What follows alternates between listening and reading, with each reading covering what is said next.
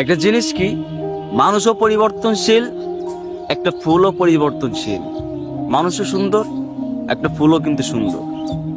আপনারা যে ফুলটাকে বেশি ভালোবাসেন, আপনি গাছ থেকে ছেড়ে রাখলেন নিজের হাতে, একটু দেরিতে হলে সেই ফুলটা শুকিয়ে যাবে, সেই ফুলের যে ঘ্রাণটা ওইটাও আর থাকবে না।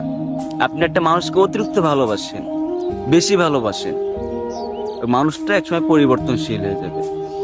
যখন আপনাকে কেউ ভালোবাসবে না, যেই মানুষটাকে আপনি প্রচন্ড পরিমাণে ভালোবাসেন, সেই মানুষটা যখন আপনাকে ভালোবাসবে না, আপনার কথা একবারও তার মাথায় আসবে না, তখন নিজেকে কেমন মনে হবে? অসহায় মনে হবে না?